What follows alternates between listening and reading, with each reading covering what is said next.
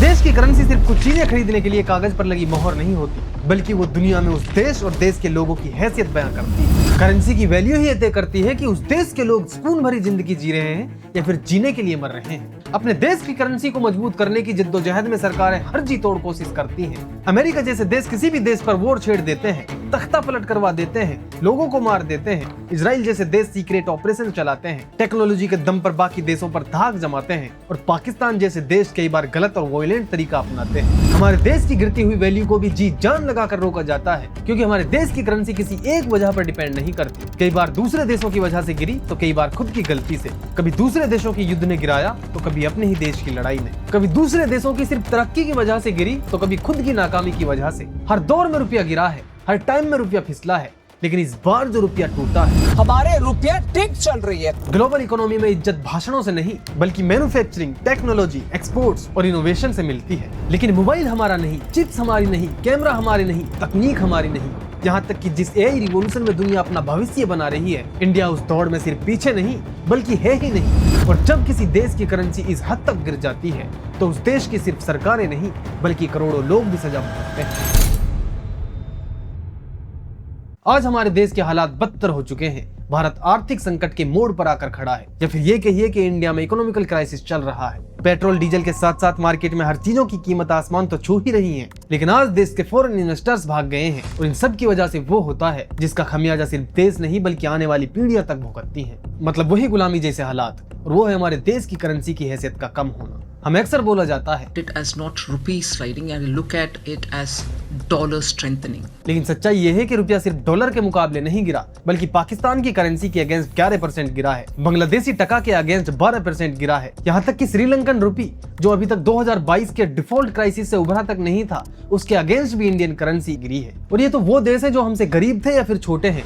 अगर गलती से हम वेस्टर्न कंट्रीज से तुलना करने बैठ गए तो हमें अपनी अर्थव्यवस्था की तलाश में पाताल खंगालना पड़ सकता है, और गिरती हुई करेंसी की वैल्यू की वजह से पूरा देश सजा भुगतता है। मतलब हम अपनी चीजों के दाम वो नहीं पा सकते जो बाकी देशों को मिलता है। उनकी थोड़ी सी मेहनत का पे आउट हमारी बहुत सारी मेहनत से भी बहुत ज्यादा। अब जरा सोच कर देखिए ये कैसी सजा है, और ये कितना आश्चर्यजनक है कि कभी ऐसा हुआ करता था कि हमारे देश के रुपए की वैल्यू भी अमेरिकन डॉलर के बराबर हुआ करती थी, लेकिन फिर कुछ ऐसा होता गया कि आज उनका एक हमारे 100 के बराबर है। तो ऐसा क्या हुआ? क्या हमारे देश में कभी उतने काबिल लोग पैदा नहीं हुए, या फिर जो सरकारें आई, जो नेता आए, वो सिर्फ डेंट ही देते गए, या फिर हमारी किस्मत ही खराब रही और ऐसे ऐसे कॉन्फिडेंस हमारे साथ होते रहे? कैसे नहीं होता मित्रों, मैं शासन में बैठा हूं, मुझे मालूम है इस प्रकार से रुपया इतनी तेजी से गिर नहीं सकता। जब मोदी जी देश के प्रधानमंत्री बने तब $1 ₹58.66 के बराबर था, और आज 95-96 पार कर चुका है। और हो सकता है जब तक आप ये वीडियो देख रहे हो 100 पार हो चुका हो। तो इस फेलियर को समझने से पहले हम ये जान लेते हैं कि जब देश आजाद हुआ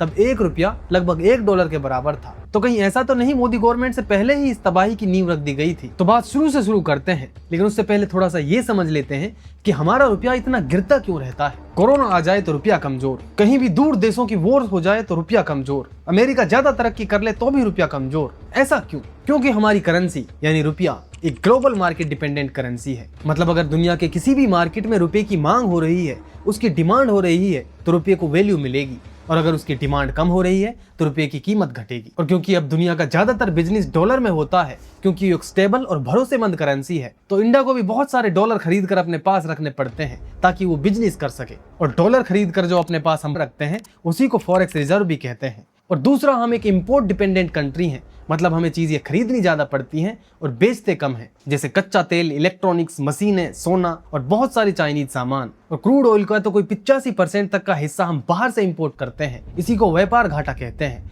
जो कि बहुत ज्यादा बढ़ता जा रहा है, और देश के रुपये की गिरने की ये भी एक वजह है। और तीसरा, जब विदेशी निवेशक भारत के शेयर बाजार या फिर बॉन्ड से पैसा निकाल कर अमेरिका या फिर दूसरे देशों में ले जाते हैं, इससे बाजार में रुपए की डिमांड कम होती है और डॉलर की डिमांड ज्यादा होती है। और अगर ग्लोबल क्राइसिस और युद्ध जैसे हालात बन जाएं, जैसे Russia Ukraine war, corona virus महामारी, ग्लोबल नोटबंदी, तो ऐसे समय में इन्वेस्टर सेफ करेंसी यानी डॉलर की तरफ भागते हैं, जिससे डॉलर मजबूत होता है और बाकी मुद्राएं कमजोर पड़ जाती हैं। और इसका नुकसान ये होता है कि इंपोर्ट एक्सपोर्ट महंगे हो जाते हैं, पेट्रोल डीजल महंगे हो जाते हैं और महंगाई बढ़ जाती है।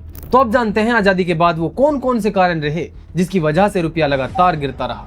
तो साल 1947 में $1 3.3 रुपए के बराबर था, एक्चुअली ये कहा जाता है कि 1 रुपया 1 डॉलर के बराबर था, जो कि सही नहीं है। उस टाइम एक्चुअली 1 डॉलर की कीमत 3 रुपया 3 पैसे के बराबर रखी गई थी। साल 1947 से पहले इंडियन रुपये की कीमत ब्रिटिश पाउंड के हालत के हिसाब से तय की जाती थी। क्योंकि भारत अंग्रेजों का गुलाम था तो उनकी करेंसी कमजोर, मतलब इंडियन रुपया भी कमजोर। कई बार जानबूझकर रुपये को कमजोर किया जाता ताकि ब्रिटिश पाउंड उठ सके।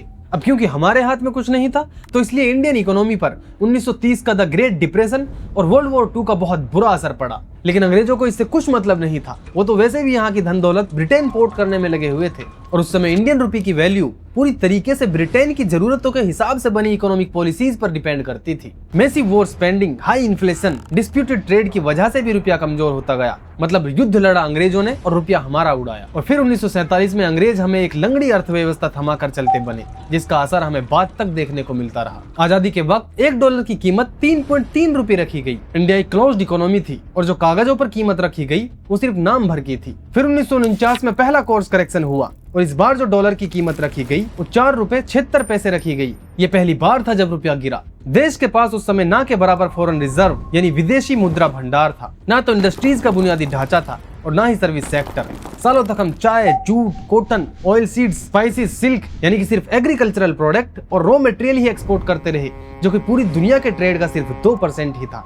और बढ़ती जरूरतों के चलते हमारे इंपोर्ट्स बढ़ते जा रहे थे। तो अब सीधी सी बात है, अगर एक दुकानदार बाहर से ही सब कुछ खरीदेगा और अपनी तरफ से बनाकर कुछ नहीं बेचेगा तो उसे घाटा ही होगा। रुपया एक कंट्रोल किए गए फिक्स्ड रेट सिस्टम में था, यानी कि बाहर की दुनिया को यह नहीं पता रहता था कि एक्चुअल में रुपया किस हालात में है, जिससे कुछ समय के लिए असली आर्थिक दबाव को भी छुपाया गया। लेकिन ये खेल ज्यादा लंबा नहीं चला और रुपया टूटना शुरू हुआ। अब इस रुपये के टूटने को हम मेनली 4 टाइम पीरियड्स में समझ सकते हैं। नंबर 1, एक पोस्ट इंडिपेंडेंस एरा यानी आजादी के जस्ट बाद का दौर। नंबर 2, 1990 से 2000 के टाइम पीरियड में जब लिबरलाइजेशन, प्राइवेटाइजेशन और ग्लोबलाइजेशन हुआ था, यानी कि LPG era. Number 3, post LPG यानी 2001 से 2013 का time period. Number 4, Narendra Modi era यानी 2014 से अब तक का दौर। तो फर्स्ट पॉइंट से शुरुआत करते हैं। 1950 से 1966 तक 1 डॉलर 4 रुपया 76 पैसा का बना रहा, लेकिन ये दाम असलियत से कोसों दूर थे। ये स्टेबिलिटी ऑर्गेनिक ना होकर आर्टिफिशियल ज्यादा थी। सबसे पहला झटका लगा 1962 में। देश अभी रास्ते पर आया ही था कि चीन ने भारत पर हमला कर दिया और देश को एक अनचाहे युद्ध में जाना पड़ा। देश भर में लोगों ने सामने आकर मदद की। राज परिवारों, मंत्रियों, मुख्यमंत्रियों ने सोना और पैसा डोनेट किया, लेकिन हम युद्ध हार गए। अब सरकार को पाकिस्तान के साथ भी वॉर का अनुमान था, इसलिए सरकार ने डिफेंस बजट 2.1% से बढ़ाकर 4% कर दिया। अभी एक युद्ध हारकर हमारी अर्थव्यवस्था पटरी पर भी नहीं आई थी कि 1965 में पाकिस्तान ने हमला कर दिया, लेकिन भारत ने मुंहतोड़ जवाब दिया। ये युद्ध तो हम जीत गए, लेकिन इसकी वजह से भारत की अर्थव्यवस्था पर एक भारी झटका लगा। अगर तलवार की नोक पर या एटम बॉम्ब के डर से कोई हमारे देश को झुकाना चाहे, दबाना चाहे, ये देश हमारा दबने वाला नहीं। तो एक सरकार के नाते हमारा क्या जवाब हो सकता है सिवाय इसके कि हम हथियारों का जवाब हथियारों से दें। लेकिन फिर भी रुपये की वैल्यू सेम रखी गई। फिर अगले ही साल 1966 में भारत ने 2 लगातार युद्ध के बाद भयानक सूखा और भूखमरी भी देखी। एक के बाद एक युद्धों ने भारत की अर्थव्यवस्था की कमर तोड़ रखी थी। हमारे लोगों को अमेरिका में सुअरों को खिलाए जाने वाला गेहूं यानी कि PL 480 पर गुजारा करना पड़ा। अब सारी हदें पार हो गई और बढ़ती हुई महंगाई को कंट्रोल करने के लिए रुपए की कीमत में 30% तक गिराई गई। अब 1 डॉलर 7 रुपए 10 पैसे के बराबर हो गया। ये थी दूसरी गिरावट। तीसरी गिरावट आई 1975 में। देश को एक और युद्ध झेलना पड़ा, 1971 का इंडो पाक वॉर। फिर वही कहानी, हम वॉर जीते लेकिन भारत की अर्थव्यवस्था चरमराई। बात यहीं तक रुक जाती तो भी ठीक था, लेकिन 1973 में इजराइल अरब वॉर के चलते पूरी दुनिया ने भयानक तेल संकट देखा। इस 1973 की ऑयल क्राइसिस ने दुनिया भर की अर्थव्यवस्थाओं को तोड़कर रख दिया। भारत तेल का बहुत बड़ा इंपोर्टर है। हमारी कमाई यानी कि एक्सपोर्ट भी कम थे, जिसके चलते हम पर ऑयल बिल्स बढ़ते गए। और 1974 में जब ऑयल इंपोर्ट्स बिल करीब 1.3 बिलियन डॉलर तक पहुंच गए, तब अपनी इकोनॉमी को स्टेबलाइज करने के लिए और इस कर्जे से निपटने के लिए भारत को IMF, वर्ल्ड बैंक, यहाँ तक कि कई अन्य देशों से उधार लेना पड़ा।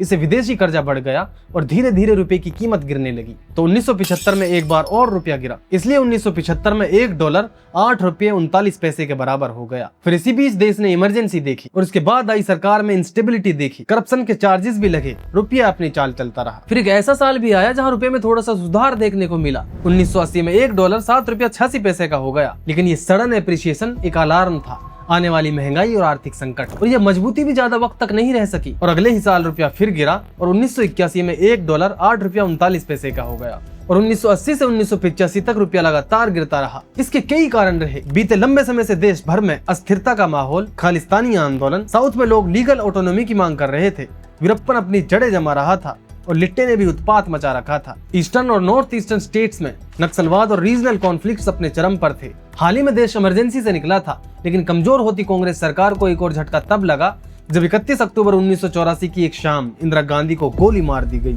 और जब देश अनस्टेबल होता है तो विदेशी इन्वेस्टर्स का विश्वास भी उठता है। देश ने पैसे कम कमाए, जनसंख्या बढ़ी, खर्चे भी बढ़े। मतलब 1980 के पूरे दशक भर में देश को बढ़ते हुए सरकारी घाटे, बढ़ती महंगाई, विदेशों से कम निवेश जैसी प्रॉब्लम्स का सामना करना पड़ा और रुपया धीरे धीरे कमजोर होता गया और 1990 तक ये गिरकर लगभग 17 रुपए 50 पैसे पर डॉलर के आसपास पहुंच गया। Point number 2, liberalisation, privatisation, globalisation वाला दौर, 1990 से 2000 का टाइम पीरियड। 1990 के गल्फ वॉर की वजह से तेल की कीमतें फिर से बढ़ गई। हमारा फॉरेन एक्सचेंज रिजर्व इतना कम हो गया कि सिर्फ हमारे पास 13 दिन का ही देश चलाने के पैसे बचे थे।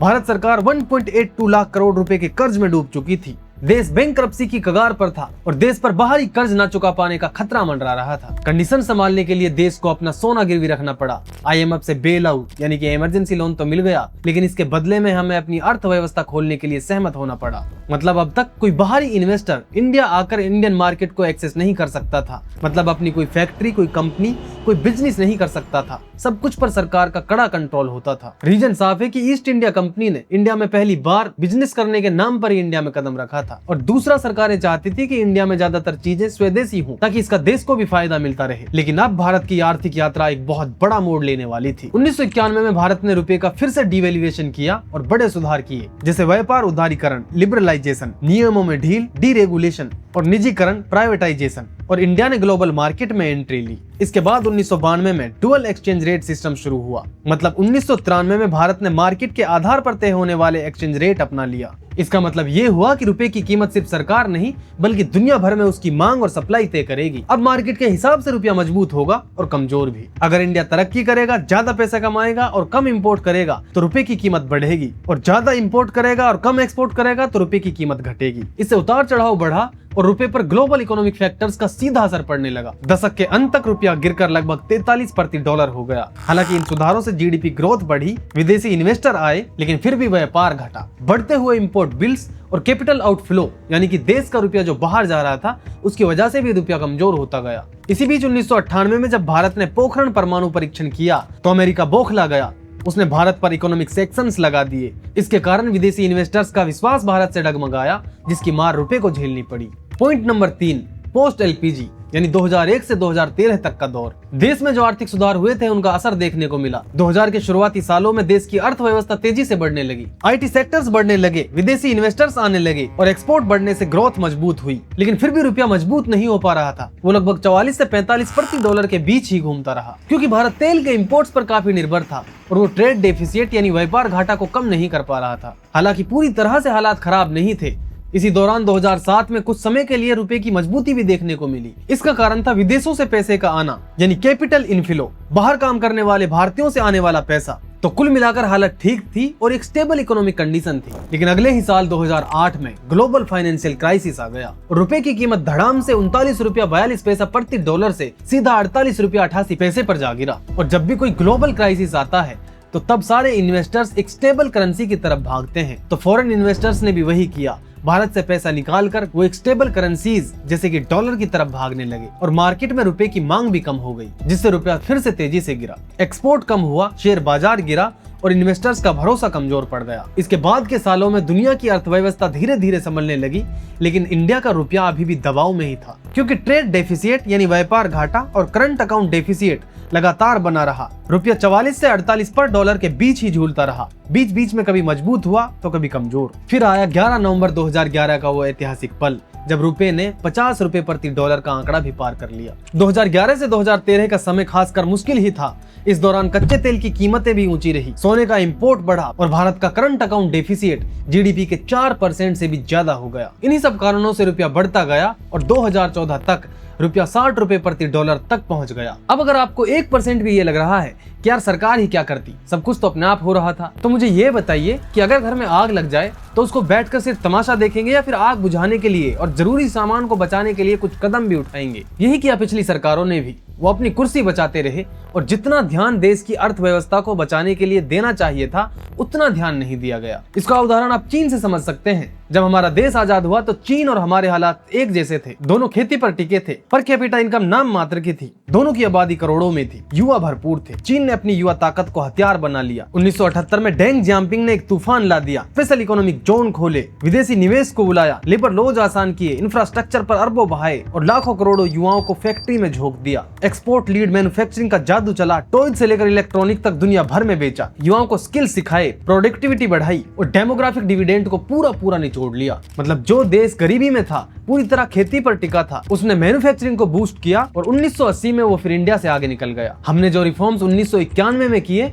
वो उन्होंने 1978 में कर दिए। तो यहाँ पर वक्त के हिसाब से कुछ जरूरी स्टेप्स जो बहुत पहले लेने चाहिए थे हमने बहुत बाद में लिए और तब तक बहुत देर हो चुकी थी। Current account deficit, gold import पर पहले सख्त ड्यूटी लगाते, एक्सपोर्ट बढ़ाने के लिए आईटी और मैन्युफैक्चरिंग सेक्टर को चाइना की तरह हमें भी बूस्ट करना था। तेल निर्यात घटानी चाहिए थी, फ्यूल प्राइस को धीरे धीरे मार्केट से लिंक करना चाहिए था, रिन्यूएबल एनर्जी, सोलर, विंड, इन सब में पहले से इन्वेस्टमेंट करना चाहिए था। इससे इंपोर्ट बिल कम होता और हमारा ट्रेड डेफिसिट घटता। फिस्कल डेफिसिट काबू में करना था, सब्सिडी हर किसी को नहीं देनी चाहिए थी। आज क्या हो रहा है कि वोट के नाम पर सीधे सीधे घूस दी जाती है और ये एक पार्टी नहीं बल्कि सारी पार्टियां कर रही हैं। और बेकार का खर्च कम करना चाहिए था, इससे महंगाई कम रहती और रुपया कंट्रोल और मजबूत रहता। पॉलिसी पैरालाइसिस खत्म करना था, जो प्रोजेक्ट क्लियरेंस था उसको तेज करना था। नियम आसान और साफ रखने चाहिए थे। मतलब पहले देश में अगर कोई बिजनेस करना चाहता था तो उसे सरकारी दफ्तरों में चक्कर काटने पड़ते थे, उनका लाइसेंस ही क्लियर नहीं होता था, फाइल एक दफ्तर से दूसरे दफ्तर तक ही अटकी रह जाती थी। अगर हमारे यहाँ पे नए नए बिजनेसेस और नए नए इन्वेंशन होते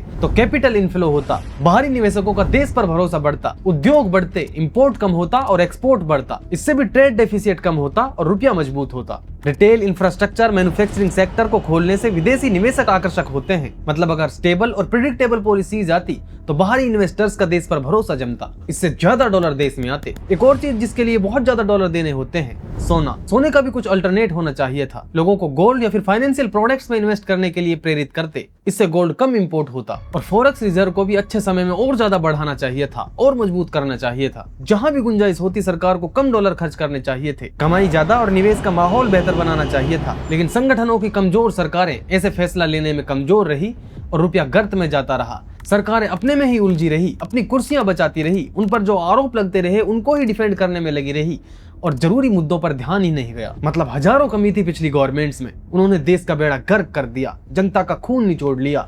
लेकिन फिर आई देशभक्त सरकार। कोई मेरी कमी रह जाए, कोई मेरी गलती निकल जाए, कोई मेरा गलत इरादा निकल जाए, आप जिस चौराहे में मुझे खड़ा करेंगे, देश जो सजा करेगा वो सजा भुगतने के लिए तैयार। उसने भरोसा दिलाया कि सब ठीक हो जाएगा, अब होगा असली कमबैक। सपने दिखाए गए आत्मनिर्भर भारत के, मेक इन इंडिया के, स्किल इंडिया के, डिजिटल इंडिया के, स्टार्टअप इंडिया के। लेकिन हुआ क्या?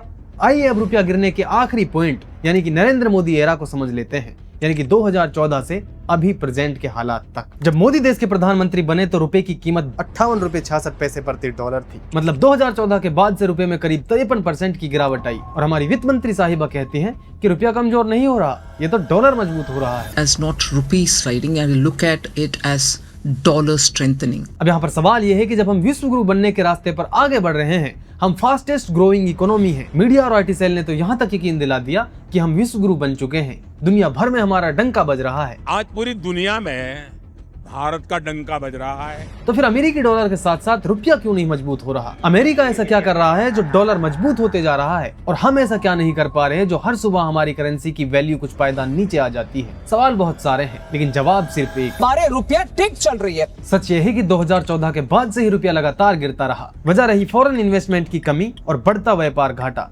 सरकार ने तर्क दिए कि देश आगे बढ़ रहा है, इंफ्रास्ट्रक्चर बन रहा है, ये तो अस्थायी गिरावट है, आगे जाके फ्यूचर में सब संभल जाएगा, हम तो विश्व गुरु बनने वाले हैं। लेकिन फिर आई एक बहुत बड़ी गिरावट। नवंबर 2016 की एक शाम देश ने एक बहुत बड़ा फैसला लिया। 500 रुपए और 1000 रुपए के करेंसी नोट लीगल टेंडर नहीं रहेंगे। नोटबंदी हुई और देश का 86% पैसा एक झटके में चलन से बाहर हो गया। मकसद कभी काले धन की वापसी बताया गया, कभी करप्शन, कभी फेक करेंसी को रोकना बताया गया। मतलब सरकार ने इतना बड़ा फैसला ले लिया लेकिन सरकार का मोटो ही क्लियर नहीं। ना तो फेक करेंसी रुकी, ना आतंकवाद रुका, और ना ही कभी गवर्नमेंट ने या मोदी ने या फिर मोदी के किसी मिनिस्टर ने नोटबंदी का नाम तक किसी स्पीच, किसी भाषण या फिर रैली में कहीं किसी मंच पर नहीं लिया, क्योंकि वो जानते हैं ये एक बहुत बड़ा फेलियर था। और फाइनली जब 8-9 साल बाद धुरंधर रिलीज हुई, तब जाकर देश के लोगों को इसका फायदा समझ में आया। खैर ये एक अलग बात है, पूरी फिल्म इंडस्ट्री और बॉलीवुड सरकार के सामने किस तरह नतमस्तक है, इसके ऊपर हम ऑलरेडी एक डिटेल वीडियो बना चुके हैं। आप चाहे तो इस वीडियो के बाद जाकर देख सकते हैं। जब डिमोनेटाइजेशन हुआ तो शुरुआत में रुपया थोड़ा सा मजबूत हुआ, लेकिन साल के अंत तक रुपया फिसलकर 68 रुपया 17 पैसा तक जा पहुंचा। फिर 2017 से जून 2018 तक रुपया मजबूत हुआ। जो रुपया 68 से ऊपर ही था वो इस पूरे टाइम पीरियड में 68 से नीचे रहा। बीच में तो कुछ वक्त के लिए 64 से भी कम पर रहा, लेकिन स्टडीज बताती है कि इसकी वजह डिमोनेटाइजेशन कतई नहीं थी। दरअसल इस दौरान कच्चे तेल के दाम काफी कम रहे। जो कच्चे तेल की कीमत पर बैरल $100 से $110 तक होती थी। जब मोदी ने पीएम की शपथ ली तब भी क्रूड ऑयल की कीमत $108 पर बैरल थी। तब तेल के दाम हुआ करते थे 71-72 रुपए पर लीटर। लेकिन फॉर्चुनेटली क्रूड ऑयल की कीमत लगातार घटने लगी, बीच में तो 26 तक पहुंच गए। लेकिन आपने कभी सुना कि हमारे देश में भी तेल के दाम घटे हैं? आज भी $97 पर बैरल के आसपास हैं और तेल के दाम 100 पार हैं और लगातार बढ़ाए जा रहे हैं, और सुनने में आ रहा है कि 120 तक जा सकते हैं। खैर, सितंबर 2018 में एक और झटका। Infrastructure leasing and financial services company पर 90,000 करोड़ रुपए का कर्ज, और कंपनी ने ऐलान कर दिया कि अब वो अपना कर्जा नहीं चुका पाएगी। IL&FS एक पब्लिक सेक्टर कंपनी है जिसकी 40 सहायक कंपनियां हैं। इसे नॉन बैंकिंग फाइनेंस कंपनी की श्रेणी में रखा जाता है। मतलब ये बाकी बैंकों की तरह बड़ी बैंकों से लोन लेती हैं और कस्टमर्स को लोन देती हैं, लेकिन इनकी सारी सुविधाएं एक प्रॉपर बैंक जैसी नहीं होती। और जैसे ही खबर आई कि IL&FS कंपनी दिवालिया हो सकती है, शेयर बाजार में हाहाकार मच गया। म्यूचुअल फंड्स ने ऐसी नॉन बैंकिंग फाइनेंस कंपनीज को पैसा उधार देना बंद कर दिया। छोटे बड़े सभी निवेशक शेयर बाजार से पैसे निकालने लगे। इससे पूरी अर्थव्यवस्था में क्रेडिट फ्लो रुक गया और कई सरकारी सेवाएं ठप पड़ गई,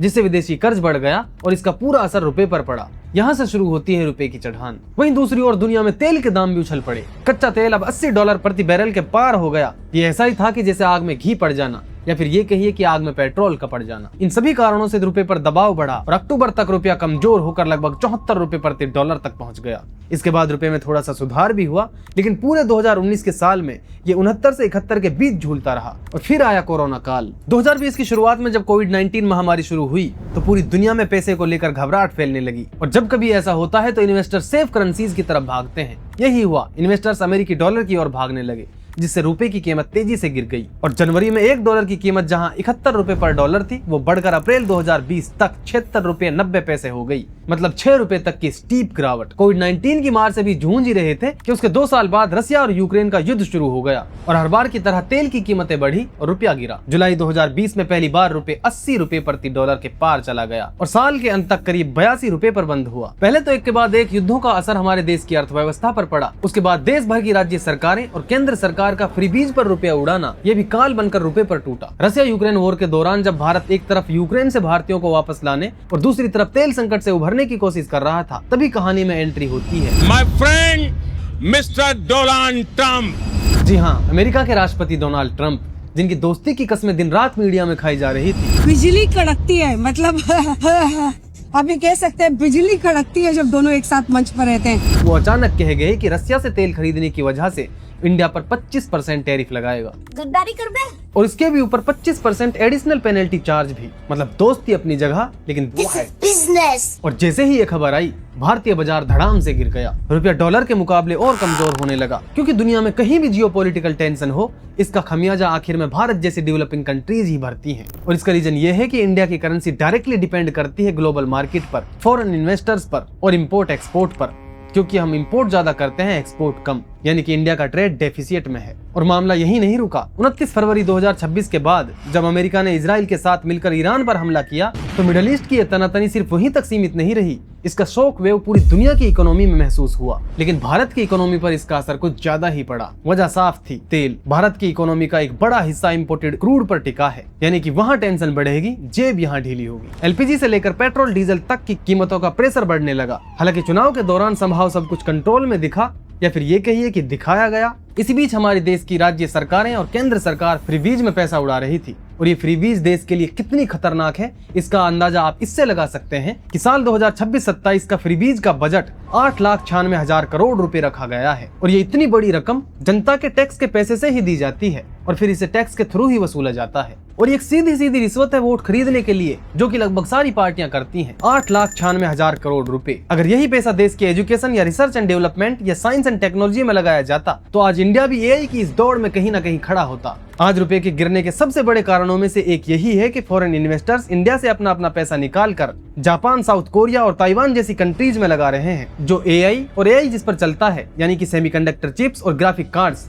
उनमें सबसे बेहतर हैं। और ये इन्वेस्टर आखिर भागे भी क्यों ना। कोई भी इन्वेस्टर जब पैसा लगाता है तो वो आज के हिसाब से नहीं लगाता, वो ये देखता है कि आज से 5 साल बाद कौन सबसे ज्यादा कामयाब होगा, कौन सबसे ज्यादा रिटर्न दे सकता है। और दौर चल रहा है एआई का, आर्टिफिशियल इंटेलिजेंस का, टेक्नोलॉजी का, और इंडिया इस फील्ड में पीछे ही नहीं बल्कि कहीं है ही नहीं। और यही कारण है कि पिछले साल इंडिया की स्टॉक मार्केट में निफ्टी का रिटर्न करीब -3.4% रहा, यानी पैसा बढ़ा नहीं बल्कि घटा है। तो कोई भी इन्वेस्टर अपना नुकसान क्यों चाहेगा, वो तो वहां इन्वेस्ट करेगा जहां उसको फायदा हो। इसलिए साउथ कोरिया के कोस्पी इंडेक्स ने साल 2025 में यानी पिछले साल 75.6% का रिटर्न दिया, जो कि दुनिया के सभी बड़े इंडेक्स में सबसे ज्यादा है। और कोस्पी के ये पूरे इतिहास का तीसरा सबसे बड़ा सालाना रिटर्न था। डॉलर के हिसाब से देखें तो साउथ कोरिया स्टॉक मार्केट ने 2025 में करीब 101% का रिटर्न दिया, यानी जिसने वहां पैसे लगाए उसके डबल हो गए। हमारी सरकार का ध्यान है सिर्फ चुनाव जीतने पे, कुछ भी करके, कुछ भी बोल के, कुछ भी दे के सिर्फ वोट चाहिए, चाहे इसका खमियाजा फिर देश को किस तरह भी भुगतना पड़े। 8,96,000 करोड़ रुपए फ्री वीज पर और research and development and science and technology पर 66,785 करोड़ रुपए, एजुकेशन पर 1,39,289 करोड़ रुपए। मतलब कि इनकी प्रायोरिटीज देखो। एजुकेशन के बदतर हालात हैं आज देश में, कहीं हजारों स्कूल बंद, कहीं पेपर लीक, कहीं सीबीएसई के सिस्टम ठप, यहाँ तक कि यूपीएससी, ब्यूरोक्रेसी एंड जुडिशरी तक भी फ्री एंड फेयर नहीं रह पा रही। तो कहाँ से कोई रिवॉल्यूशन निकले, कहाँ से कोई इन्वेंशन हो, जब हमारी प्रायोरिटीज ही ऐसी बना दी गई हैं। गलगोटिया यूनिवर्सिटी याद है, जब चाइना के एक रोबोडॉग को अपना बताकर पेश किया गया और पूरी दुनिया में थू थू करवाई, तो जैसे ही चुनाव खत्म हुए देश के नेताओं को देश की इकोनॉमी की याद आई और मिडिल क्लास को कई नसीहतें दी गई। फिर धीरे धीरे फ्यूल प्राइसेस बढ़े, महंगाई भी बढ़ी। इसी बीच रुपया भी डॉलर के मुकाबले नीचे गिरता रहा। पिछले 1 साल में 12 रुपए तक की गिरावट। और जब रुपया गिरता है तो सिर्फ देश की करेंसी नहीं गिरती, इससे इंपोर्टेड चीजें महंगी हो जाती हैं, फ्यूल महंगा हो जाता है, ट्रांसपोर्ट महंगा हो जाता है, आखिर में दाल चावल से लेकर किचन बजट तक सब साइलेंटली एक्सपेंसिव हो जाता है। ये बातें बोलने में आसान लग सकती हैं, लेकिन एक आम आदमी जो पहले ही गुजारा करने की कोशिश कर रहा है वो पूरी तरह से टूट जाता है। 2026 के फरवरी में विवाद शुरू होने के बाद से रुपया करीब 6.4% तक कमजोर हुआ है और 2026 में ईयर टू डेट डिप्रिसिएशन लगभग 7.7% तक पहुंच गई। उधर जनता को कहा गया कि हालात चुनौतीपूर्ण हैं, सतर्क रहिए, और इधर हमारे मोदी जी टूर पर निकल गए। अब विदेशी यात्राएं गलत नहीं, डिप्लोमेसी जरूरी है, और डिप्लोमेसी भी देखी हुई है। ट्रंप ने बोला कि हमसे महंगा तेल लो, रसिया से नहीं, सरकार तू तक नहीं बोली। ट्रंप डेली जलील करता रहा, कभी गुड एक्टर बोला, कभी डेड इकोनॉमी, पॉलिटिकल करियर खत्म करने की बातें, यहाँ तक कि ऐसी ट्रेड डील साइन करवाई कि हमसे $500 बिलियन का सामान खरीदना ही पड़ेगा। तेल कंपनियां अभी भी करीब 11 से 13 रुपए के घाटे में तेल बेच रही हैं, तो तेल और महंगा होगा, लिहाजा महंगाई और बढ़ेगी, इंपोर्ट बिल्स और महंगे होंगे और सस्ता होगा रुपया। यानी कि आज इंडिया बहुत बड़ी इकोनॉमिक क्राइसिस यानी कि आर्थिक तबाही के मोड़ पर आकर खड़ा है, या फिर ये कहिए कि क्राइसिस शुरू हो चुका है। अब यहाँ पर सॉल्यूशन जो किए जा सकते थे, जो सपने हमें दिखाए गए थे कि मेक इन इंडिया, इंडिया को मैन्युफैक्चरिंग हब बनाना है, research and development, science and technology, education पर ध्यान देना था, लेकिन ये सब चुनाव जीतने के लिए सिर्फ भाषण थे। मेक इन इंडिया की सच्चाई ये है कि हमारे पास आज सीसीटीवी कैमरे तक खुद के नहीं है। देश का 80% सीसीटीवी कैमरा और इक्विपमेंट चाइनीज हैं, और वो भी एआई पावर्ड कैमराज हैं, जो कि चाइना या फिर ताइवान का लेबल लगाकर इंडिया लाए गए। और बड़े डर की बात यह है कि 98% गवर्नमेंट संस्थाओं में यही एआई पावर्ड चाइनीज कैमरे लगे हुए हैं। तो आप जान सकते हैं कि ये देश की नेशनल सिक्योरिटी के लिए कितनी क्रिटिकल बात है। मेक इन इंडिया के गुणगान गाए गए, लेकिन सच्चाई ये है कि मेक इन इंडिया का लोगो तक चाइना का बना हुआ है। जहां मैन्युफैक्चरिंग की बातें बोली जा रही थी, लेकिन हम असेंबलिंग हब बनकर रह गए। मतलब इंडिया में भर भर कर बाहर का बना हुआ सामान और कंपोनेंट्स लाए जाते हैं, यहाँ सिर्फ जोड़ जाड़ कर तैयार कर दिया जाता है। अगर हम मैन्युफैक्चरिंग हब बन गए होते तो हमें बहुत सारा सामान जो बाहर से इंपोर्ट करना पड़ता है, जिसके लिए भर भर के डॉलर देने पड़ते हैं, वो नहीं देने पड़ते, और आज इंडियन रुपये के हालात इतने बदतर नहीं होते जितने आज हैं। खैर, देश के हालात आज क्रिटिकल हैं, लेकिन बीजेपी पार्टी दुनिया की सबसे बड़ी और दुनिया की सबसे अमीर पार्टी बन के बैठी है। जब देश डूब रहा है तो बीजेपी पर इतना पैसा है कि देश की सारी पार्टियों को मिला लें तो फिर भी बीजेपी के पास 85% पैसा है। तो कैसे आया बीजेपी के पास ये पैसा? अभी वो पैसा किसके पास पड़ा है और उसका इस्तेमाल कहां कहां होता है? अगर इस पर डिटेल वीडियो चाहिए तो कमेंट करके बताइएगा, और इस वीडियो को लाइक शेयर करना और हमारे चैनल को सब्सक्राइब करके हमारा सपोर्ट करिए। Thank you.